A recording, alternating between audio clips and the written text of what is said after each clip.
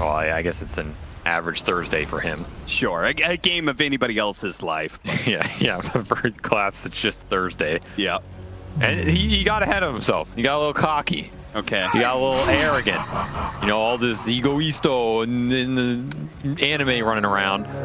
This team loves their anime, and now he thinks he's the GOAT. Thinks he's the best player in the world, and he said, you know what, boys?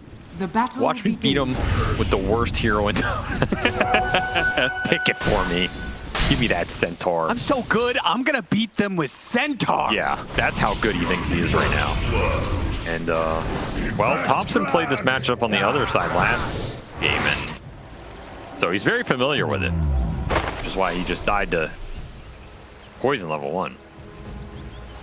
So on one side, you're gonna see a Centaur, and the other side, you're gonna see Thompson get cheesed. That's right. Thompson was like, you know what? I can play the other side of this matchup too. That's how good I am. This is a flex match right here. Might be a lot of egos getting out of control here, maybe. Absolutely. This is going to be a tough one, though, when you just die first blood before the lane at the rune. Yeah. That sets you really far back, because it's a rush to bottle. Your bottle's how you survive off water runes, and then you get into the mid game. Yeah, you're going to be behind gold, but you can still make plays. Like, that's what happened for Laurel. You know, Earthstride's a very powerful hero. It doesn't need even net worth. You can lose this lane and still win the game. This is going to be a really large lead, though. And are you dead again? You have Fairy Fire. See, you just can't get to the bottle. Yeah, you roll back, but he's in trouble. You don't have your bottle. Big trouble. And the problem is nobody can bail him out. You have Shadow Demon Silencer. They willingly took this. I mean, you were actually a little bit surprised that they still took the Dazzle as a counter pick. But TSpirit, I mean, Laurel probably was like, I hated my life. I mean, last game, please let me return the favor back to Thompson. Strategically, I'm not surprised. I think it was the correct pick. I just think it was a game. I think there's a world where Spirit might have not taken the Dazzle. Just from a hero preference standpoint. But, I mean, if they're willing to play it and they enjoy the hero and they can build around it, yeah, absolutely no reason not to here. Maposhka will pick up the 33 Tide. It'll be Maposhka on that Tusk, by the way. Just cement that in your mind.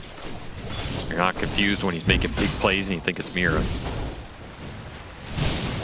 Yeah, gotta give Mira the big damage dealer in this one. Skywrath Mage for him. That very similar opening setup. Like, TSpirit just kind of took Dazzle, Skywrath Mage, as we're gonna watch Collapse put that Centaur to use. Look at him go. Yeah, these are strong lanes for Spirit. They're gonna win 3 lanes here. This is what the Centaur pick is gonna do. It's gonna win you this off lane guaranteed, which means you have mid lane auto stomp, top lane auto win with Skywrath Centaur versus PL Silence. That's PL Silencer is not doing anything this lane. And then Morphling pretty much will freeform down here. I mean, Tide is kind of favored in this matchup, but Shadow Demon's also a little slow of a pick on the first 2 levels. I think this lane should become stronger for Tundra over time. This is the lane that you're really looking to get a lot of net worth out of. But those other 2 lanes, they're going to be a rough time. And Tide is not an Axe, right? Like Spirit last game, they lost 2 lanes. The Axe won, and the Axe just brought everybody back in that game. Tidehunter doesn't do the same thing. He can take some towers with Hammer. He can help you in a team fight around a tier 1, but at some point, you're going to have to win a team fight, probably from behind this game for your Tundra. Not impossible with Phantom Lancer. He has some crazy timings. And it's already the roam time from Thompson, level 3. Yeah, this is Thompson's like, you idiots, you're just supposed to leave the lane at level 3. That's how you play the matchup. He's Primal Beast cosplay right now. Yeah. That was a very valuable kill, though, because they got him on the TP. Yeah. He's such a Thompson move. Yeah, that's one of those moves. What the hell is this guy doing, man? 5 stacks for old Maposhka. This is gonna hurt. Not quite enough to kill him, but he's blocked in a little bit by creeps that throw the blood grenade at him to finish him off. 9. Very good kill. Kill. Again, that's the lane if you're Tundra, you want to go really well here. And I guess if you can gank top and just tri-lane him there, then you're winning 2 out of 3, right? Who needs to have a mid? It's the future of Dota. You just don't have somebody mid. Nobody wants to play the role. Yatoro, what happened? Yatoro. Poison. Clipping him off the fog. I think he was going max agility because he had those 10 charges. Dire's middle tower is under He's going to go attack. all agility, pop it, and then he got hit by a poison. See, nine was really ahead of everybody. You understand what's happening here? See, 9 would have been playing this Earth Spirit mid and just getting dumped on and miserable. Instead, he's like, yeah, you play mid tops, and I'm gonna change my role. You enjoy that lane. How's mid going, bud? Yeah, it's a really fun lane these days. You're gonna love it, man. You're gonna absolutely have a blast. I'm gonna go play 4. I'm gonna go struggle as 4, just solo kill Yatoro. Good. You take mid, man. You got it. Head plays right here from the team organizational standpoint. Yeah, very nice, very nice. I think the Shadow Demon's happier than the Earth Spirit. In fact, he is higher net worth. So basically, 9 is just the mid player. He just didn't have to play this matchup, and he sent his support Earth Spirit mid. He's having a grand old time. Now he's like, all right, Thompson, I'll come bail you out. You want me to play mid, bro? Switch it up. Actually, why don't they do that? Thompson, you'd be a great 4. Wait, now that I'm thinking about it, why don't they just lane the SD mid? Because It's a good matchup versus Dazzle. You disrupt it when he poisons you, you walk away. Yeah, but Earth Spirit needs levels, I think, to function right now. Well, you just play. I mean, you can play 4 Earth Spirit. Go gank. They won't expect it. And 9's a mid player, so it works out for everybody. I think that's what they're basically gonna have to do regardless here. Thompson gonna be chased down underneath this tier 2. They have the vision to finish him off. Yeah, but the real mid going to die though. With the rune. 9 is level 5 now. I'm the mid now. You've been demoted. I mean, chances are that Thompson's probably gonna rotate to one of these side lanes. He's the highest level. We almost got another one. Dire's middle tower is under attack. This D's out of control. Alright, Arcane Runes are coming up. Or excuse me, Wisdom Runes are coming up. So 9's gonna head back to that one, which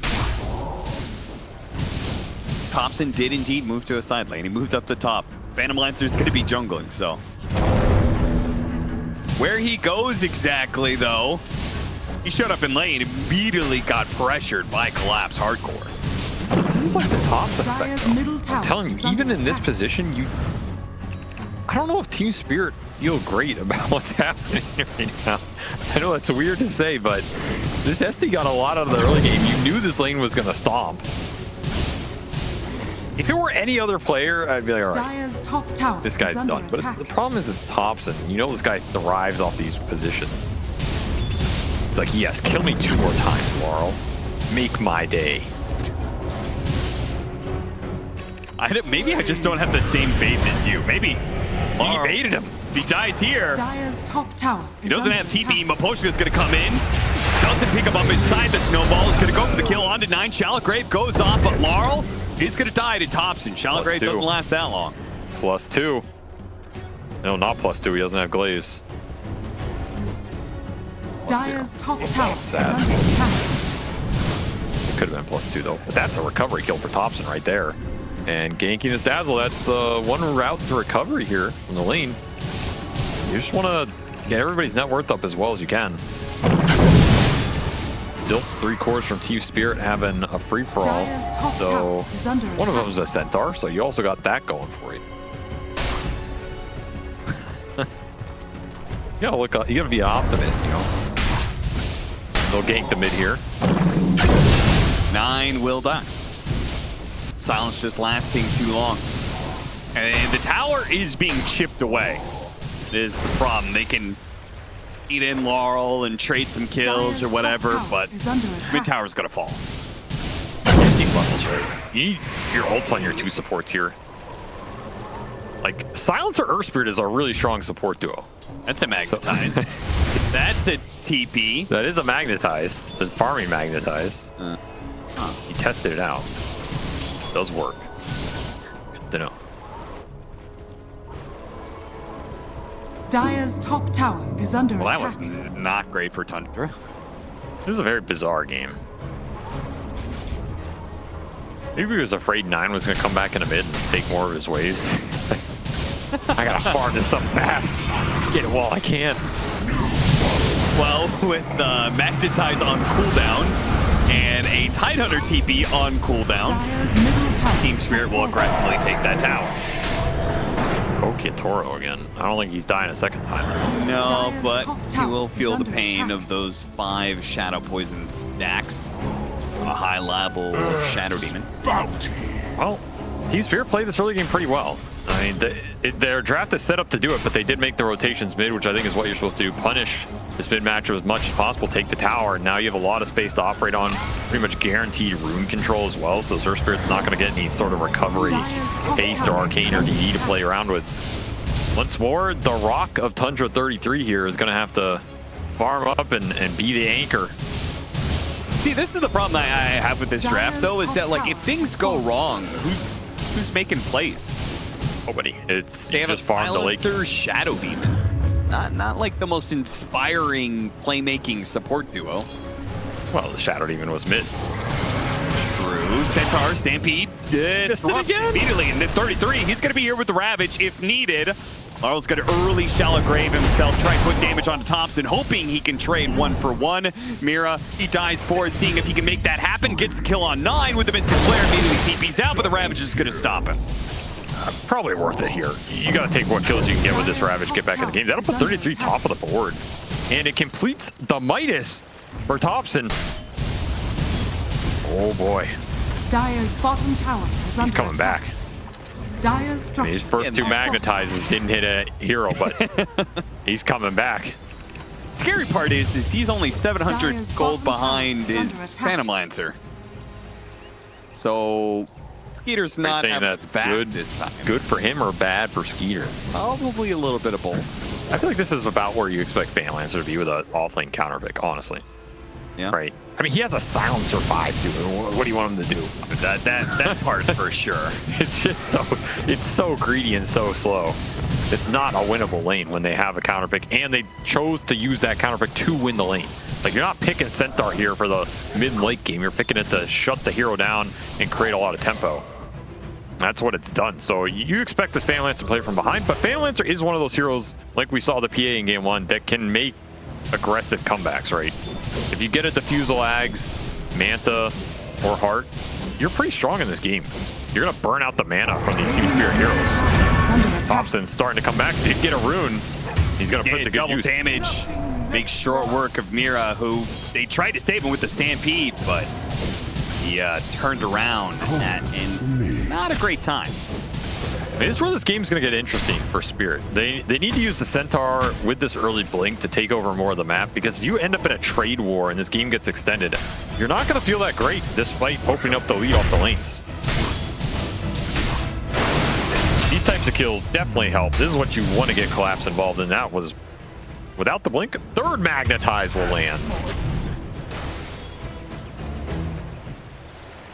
All right, Thompson, level 9 now. I'm telling you, guy doesn't go away, man. That hand of minus, there you go. Doesn't go away. Why won't you just stay down? There's a Blink Dagger for the Centaur. Yeah. He truly doesn't go away. Every TI, he comes back Yeah. on some team in a different region.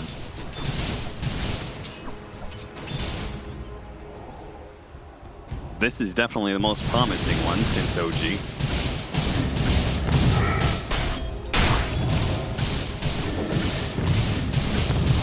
Oh, blink delivery from 9.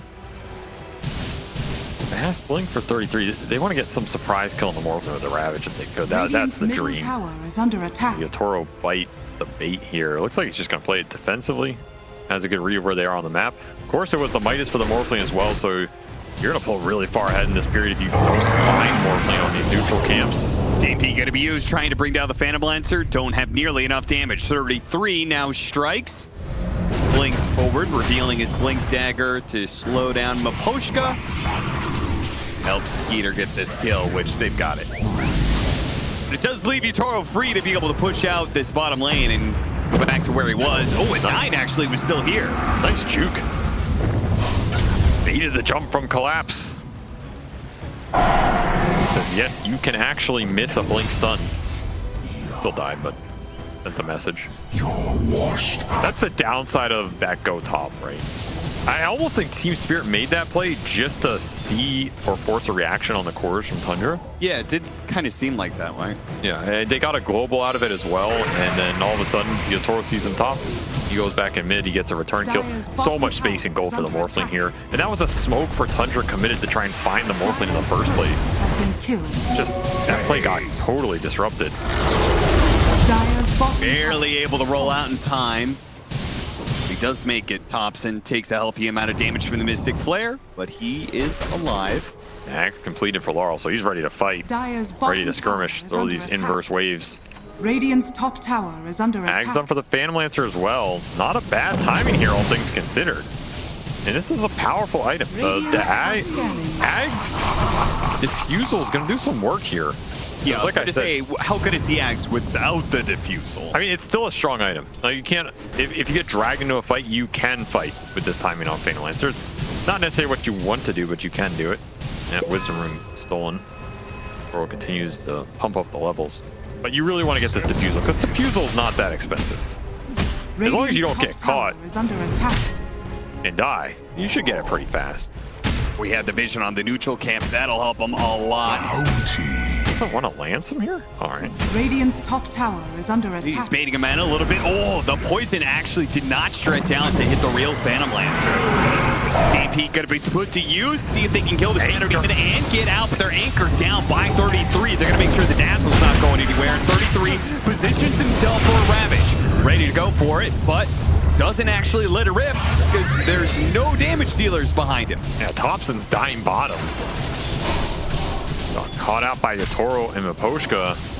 Yatoro is not jungling. He's playing deep up on the enemy side of the map right now. Again, look at the lane wards from TSpirit. This has been their MO all tournament. These two side lanes in, get deep wards, and then create pickoff scenarios where the second you show somebody isolated, you're gone, and the map crumbles. This is how they are creating a huge net worth differential. It's been working pretty damn well. It's just dragging 33 around. He's so strong right now. He is the bulwark for Tundra, but he's a Tidehunter. He can't be everywhere. And it's also limited on the catch. Yeah, who's gonna fight with this guy? It's got to be the TSpirit, right? Yeah. But he's had to recover this game. It's just going to be a slow game. They're not in the worst position, but you got to be able to get to the next set of items here. The Blade Mail on Thompson and the Diffusal for Skeeter. Take a fight with that, you're straight back in this game. That is the important one. Fine, Yatoro. Also, you can create Morphling illusions in this game, which are very strong. They are no joke as Yatoro continues to power up here. And they do have a lot of silences too to be able to follow that up, right? So, Yep. disruption into Earthspirit roll in. So they have the initial stun. They could follow it up some silences with the disruption illusions out. Yeah, I could see a world where they could maybe kill the Morphling, if not do a lot of damage to some other heroes with it. But as far as it stands right now, they are being picked apart by TSpirit. It's all good in theory, but in practice, TSpirit just seems to be one step ahead of Tundra at all times. Now they're several steps ahead off of a stampede. Running towards Hobson, blinking right in front of the roll. Collapse will not let him get away. Doesn't even need this. And look at 33, he's sitting on the high ground. He's like, guys, I have a brilliant strategy. He's finally going to use it. Skeeter is here. They can clean up two supports, but they don't have quite enough damage to deal with the rest here. Skeeter actually has to leave, maybe. They have found the real Phantom Lancer. Yatoro is targeting the right one. Skeeter's just charging forward on a sliver of HP, and finally Yatoro puts him down. Yeah, Yatoro just knew. Holds his ground. You can still see glimmers of what that team fight can look like for Tundra with these lances and 33 going in, creating the control. It's a lot of damage. Most damage done in this fight, Phantom Lancer, right? And that's before he hits his real timing here with that Diffusal. Pretty good if they only had another hero to play with there in that fight. Sadly, Oh, they might get more. maybe they will. He's gonna be silenced when he comes back in. Oh. Yeah, just bursting down. Big kill for Thompson, who gets the last hit on that one. So they get 544 gold for him, and then an additional 597 for the team. Oh, this TSpirit's back, man. He is straight back. to below Team Spirit's course, but I mean, he is completely back in this game. I mean, one of the things they say about TSpirit, right, it's not necessarily about the gold, right? It's about the levels, and he's got that at least going. Oh, I thought you were going to make a... It's not about the size of his totem. No. But how you roll in with it. Right, Austin? No, I agree. This hero's not about the gold. It's about the player. Not about the size of the boulder. It's about how often it's up. Just right every 4 seconds. You might have bitten off more than you can chew here, though. Tap it, tap it. I mean, the magic burst damage is so scary. You have Ancient Seal plus Double Edge. That's another reason why the global is really good this game, though. Get rid of that burst off of a Centaur initiation or something. It just disjoints the whole play from Spirit. Something they're going to have to think about. At least the dispels are up. These are also not really heroes you want to buy early dispels on, right? You're going for the Ags on the Mira Skywrath Mage, and it's a 5-position Tusk. What are you even supposed to get? Like a Greaves? Delivered from Gabe himself. These probably aren't supports on Team Spirit side that are going to be able to get rid of the global silence. So it's going to be good for a long time here. I still like Tundra's odds to win a fight with this Diffusal Phantom Lancer timing, honestly. I think it's king of the game for that period until Spirit get to the late game territory where suddenly maybe you have too much damage to throw in the Phantom Lancer, and Team Spirit will take a page literally out of Tundra's book with the Courier Tormentor kill. I was waiting for a Tundra tip, just like they got tipped last game for that same play. Radiant's middle tower is under attack. This team doesn't tip, man. There's no honor in tipping. I think Tundra is a very honorable team. That's right. I think if we look at all the TI champions over time and we think of which was the most honorable, Tundra is the first that comes. Right, of course, which means that you have a ranking in your head, so who's bottom of the list? Well, you'd be surprised. It's also Tundra. It's a circle, and you can go around the Aegis wheel. You're on both ends of it. Who's the most dishonorable TI winner? What kind of question's that, dude? No matter who I say, it's a hate thread. Yeah, and I would love to read that thread, so... Honestly, let's be real. It was probably Alliance. It was probably Alliance. What do you mean? They just ratted that shit do I out. have to play the load? Is that balanced clip for you? All right, that was an honorable team. Honorable team fight coming in. 33 holding the high ground.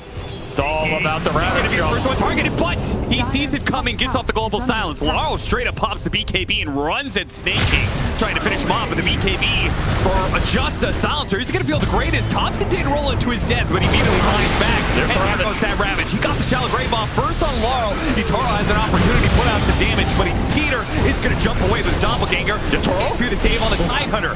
Laurel somehow still alive through all of this one. The damage floating in from 9 for the Shadow Poisons from a distance. Skeeter and Snake King trying to find their opening, but Skeeter just cannot get on top of these low health heroes. Laurel is gonna bait him in a little bit. He does manage to actually get the kill on Laurel, but it cost him his life. Skeeter dies, and Team Spirit clean up that Roshan fight. Fight is so deep to go in there. The roll from Thompson just doesn't connect on anything because the BKB on Laurel. Laurel played that fight really damn well. The clutch grave before the Ravage as well. It causes so much pain for the side of Tundra, and him having to stay there, linger so long to get this dazzle. He gets another Shadow Wave off, so much damn heal. There's glimmers of hope for what this fight can look like. The Ags from 33 just holding his high ground. He's so patient here. They know they're going to use this TSpirit buy to create some time. Damn, what a clutch grave. Yeah, that was sick. You also had the leash on Yatoro. I thought maybe they're going to be able to turn this around. The damage going into him there. There's no silence to commit. And at this point, the fight's just getting way too disjointed here. Skeeter can only do so much for so long before he eventually gets found. That'll be a team fight win for Spirit, and an Aegis on their Morphling. These heroes are just slightly too tanky for the damage to come through. An expensive buyback for Thompson, who is coming back in this game, but is pushed straight back down. Well, that was a lost team fight without, like, we just got the Aegis and stuff like that from Roshan, but we're also gonna have the Shard on Dazzler next up. So I feel like Skeeter's time in these team fights is over. Not over yet. It's getting harder for sure. I just think he's gonna need some time. He's gonna need some items, man. Oh, Centaur stomp on tops, and even the neutrals aren't giving him anything today. Nice little pick off at least. Glass has a heart. That's standard Centaur build. Nothing else to do but be tanky. You know, if you're gonna be a garbage can, you might as well be the biggest and the meatiest. You don't want to be a garbage can, you want to be a garbage dumpster, you know? But he's been finding the Centaur stomps. They are easier to land now. And that's basically his job. Stampede to save Yatoro, forget the initiation, and find the stomp on the PL. Get those two. That's what you're here for. Well, fine. He's getting another stomp on the PL. Global silence used. If the Phantom Lancer still dies, it'll feel so bad, and he does. Yeah, you have that shard now too, so Centaur's gonna get real beefy in the fight if you don't focus him. I don't even know if they can really afford to focus him either. Yeah. Not feel good for Tundra to just go on the Centaur.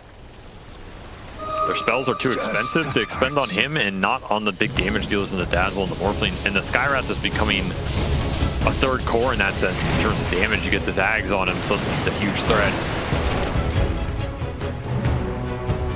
Spirit racking up the pressure here in a game 2. Tundra have not found much footing in.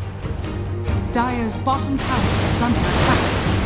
They slip another time. It could be TSpirit closing out a pretty fast game. 26 minutes in, 10,000 net worth lead already. For a team that has had the longest average duration games of DreamLeague. Was expecting some real long barn burners, and I guess we did kind of have that in game 1, but game 2 shaping up to be one-sided affair if Tundra don't get something going soon. Wait, you're saying you want a 70-minute drawn-out defensive high ground hold with Phantom Lancer from Tundra Esports? That's what you're saying, Austin? I would love to see them do that and come back and win. Very biased. If there's one team that can do that, game 3, probably this one. A high ground Tundra hold? Yeah, I think Tundra is probably the best team to do that, yeah. You know what I mean? No, sometimes I don't know what you mean.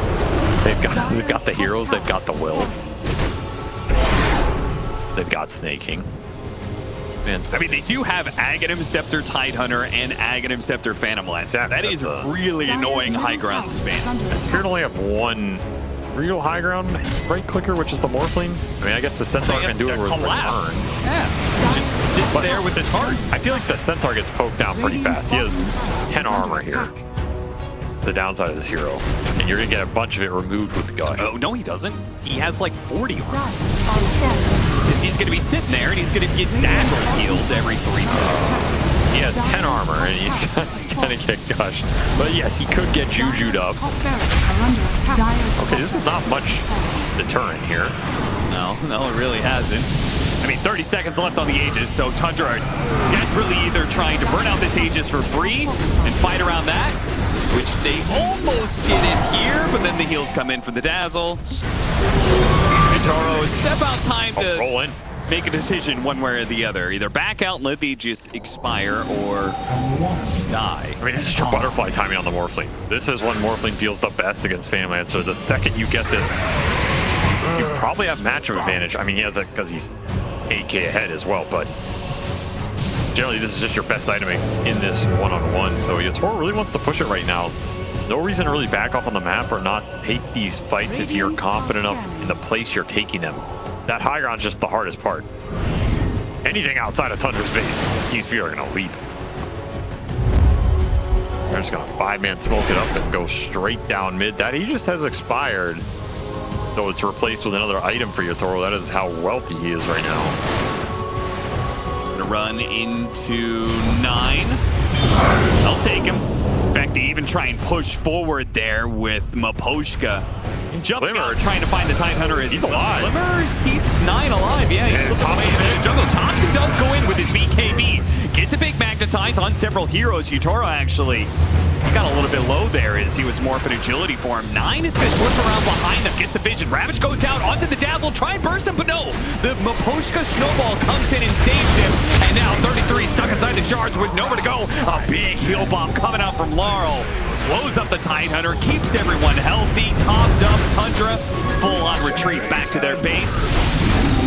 Yeah, get the hell out. Their losses, Snake King, he's gonna die, but everyone else will get back. Well, I guess 9 is still the Yeah, somehow last 9 out in the field. survived all that. Yeah. Despite him being the one jumped. Global and Glimmer Cape.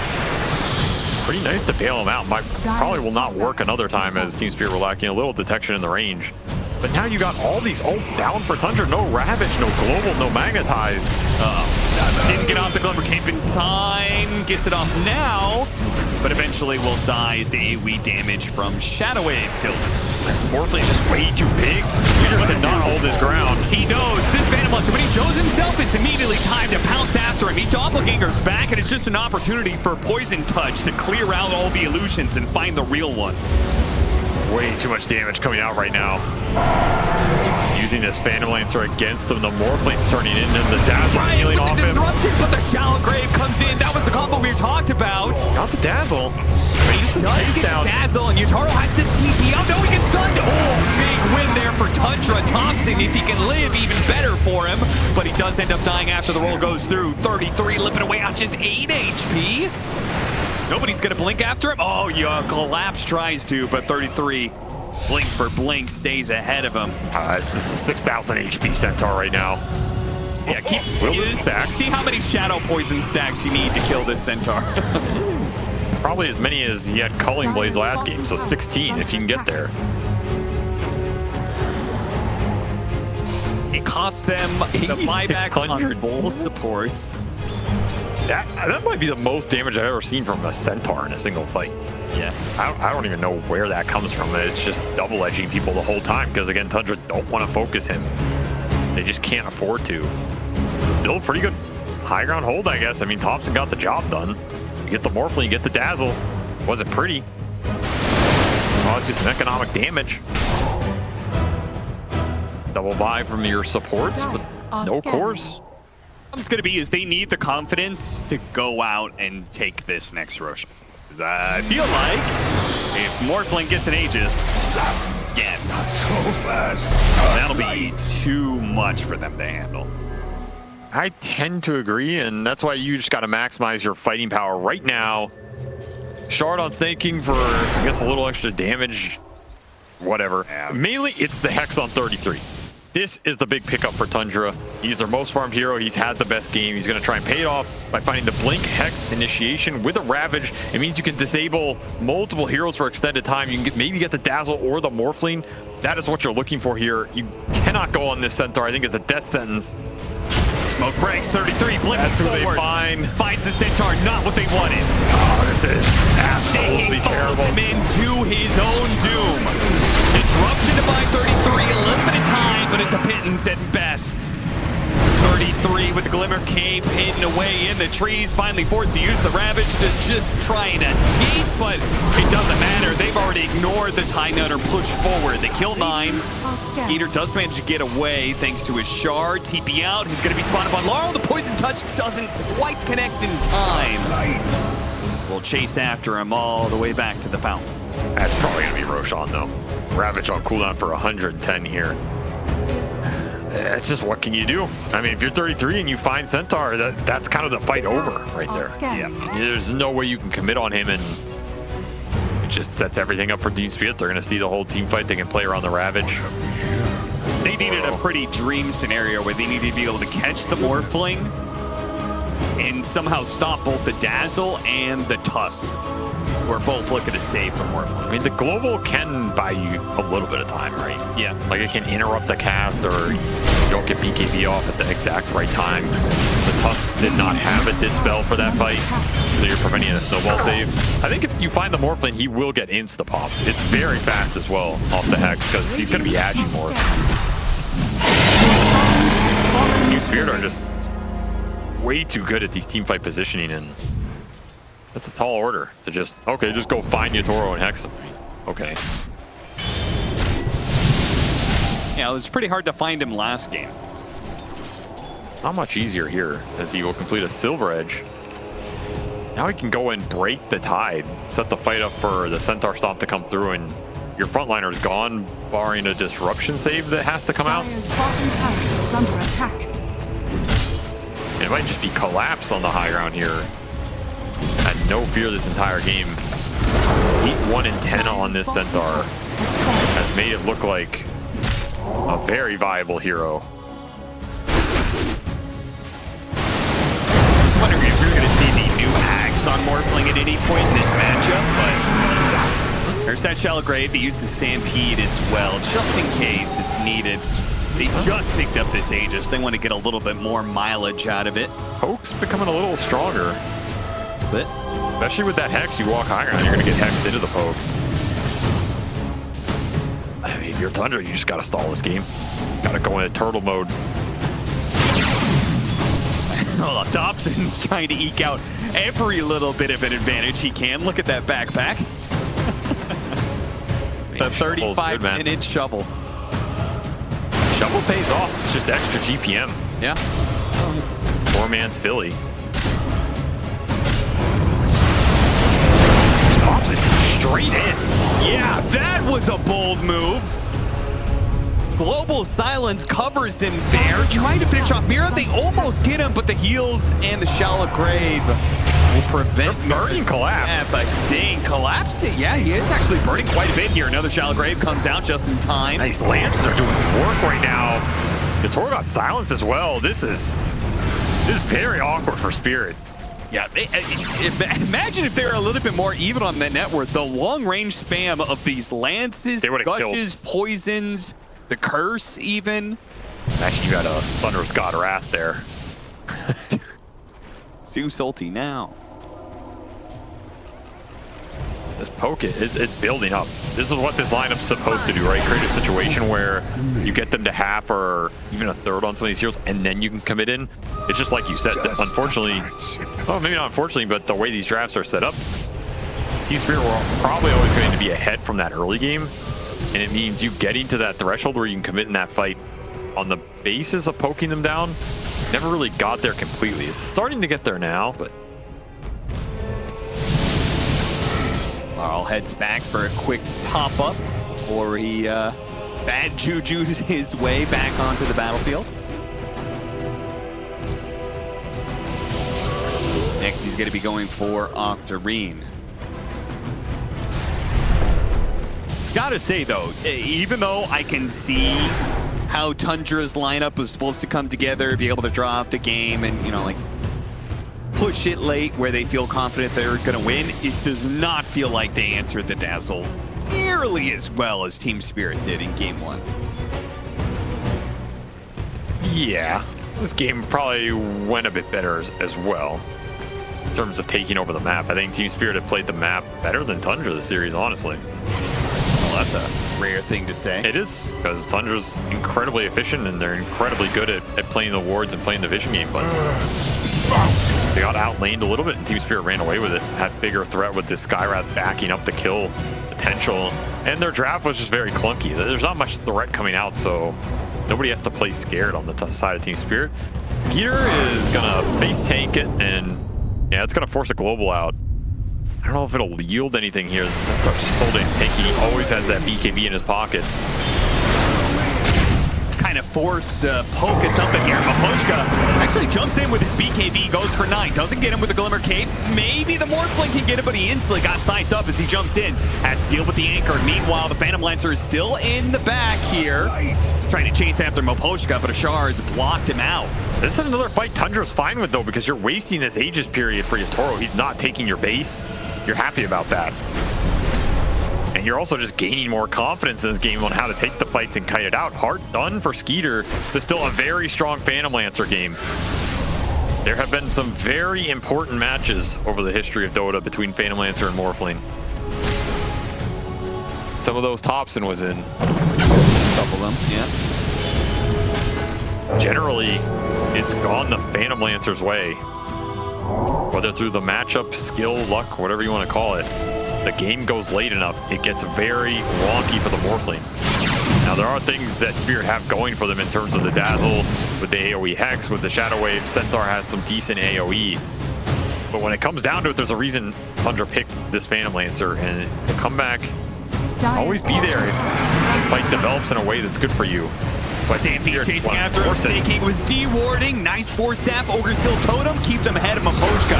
Nicely played. Now Maposhka is a bit overextended. They're going to pop the Ravage to make sure they can get a kill out of this one. Fortunately, the Shallow Grave kept Yatoro alive. Satanic gets him back up to full. Same goes with the Cheese on Laurel. They're both back up, and Thompson surrounded by heroes. He'll die, but does have a buyback. Tundra fighting going, though.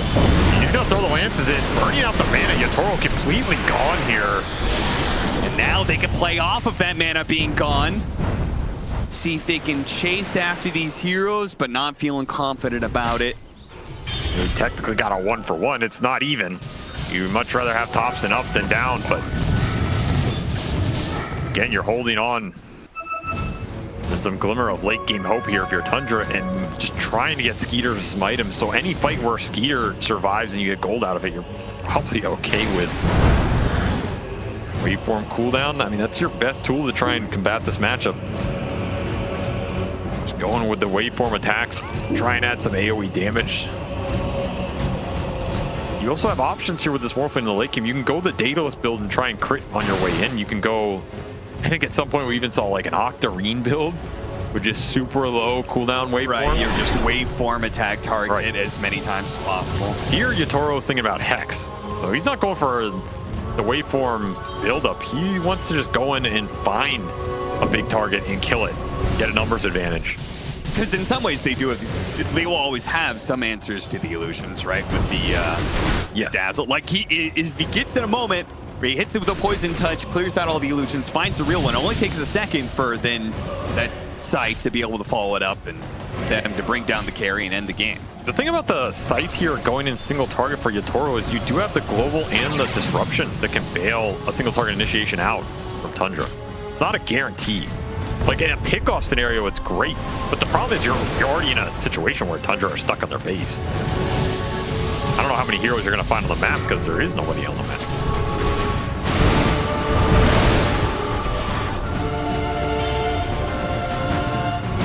Let's see what he ends up deciding for. I wouldn't be surprised to see him change this, but I mean, Hex is never bad.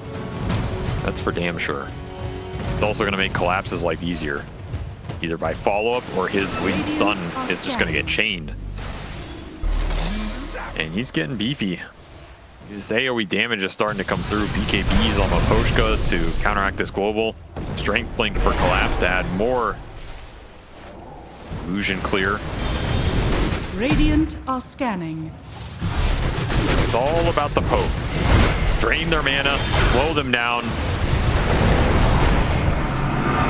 Collapse down to about half health here, and he's perched up. He does have Stampede. Tundra, pretty certain that's what they're really fishing for. Under attack. Trying to get spells out. They just want to force a misstep. That's all they're doing here. Trying to bait out a mistake from a team that makes very few. Tormentor, and that'll be Scion armor. Top of this Ag Skyrath. No joke here. The damage getting pumped out is very heavy. You get caught by any of these stuns. There's a punch, potentially that Morphling Hex and the Centaur Stomp, as well as the Hex from the Dazzle.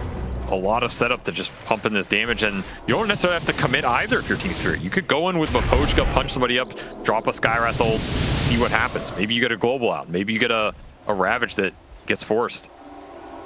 Yeah, that's probably another thing about the Scythe. His biggest resource when it comes to his chip damage, it's not his HP, it's his mana pool. And part of the reason he can't just go up and hit high ground a little bit is because he loses that mana so quickly, and him having no mana means Tundra can actually play that team fight. They can just kite around the Morphling and hit other heroes. It does help a little. I don't know if it fixes it, but it helps in a very prolonged situation. I'm surprised Tundra are contesting this. They're not going to be here in time. Your son has fallen to the ring. They're also getting hit by global concussive, so TeamSpirit know they're here right now. That's going to be Aghanim Scepter for the Tusk. So I was wondering, if we're going to see an Aghanims versus Aghanims at any point, Tusk versus TSpirit, the ultimate dislocate the enemy team. Probably managed to catch Thompson here. Global Silence goes down, pops BKB with a Walrus Punch. Maposhka quickly cleansed himself of that silence. With his BKB, gets the stun required. Now Thompson down. Gives an opportunity for TSpirit to poke the high ground. Does that buyback back up? Clap's gonna force the issue. Is gonna get the buyback instantly. Better, they got the support of 9. No more saves until he buys back anyway. Snowball backwards. Nicely played by Maposhka, getting him outside of the base as the buybacks come through. Tundra are trying to push themselves forward here to catch something. Thompson went for the initiation, missed it though from the side. Meanwhile, Yatoro just chases down the back line. Both supports are now dead in the midst of it though. Mira fighting for his life. The Shallow Graves keeping him alive, and the heroes are dying. There is nothing that Tundra can seemingly do anymore against this lineup. They have run out of resources. They have run out of games in this best-of-3 series. TSpirit will close it out 2-0. That Clap's just too big and too quick.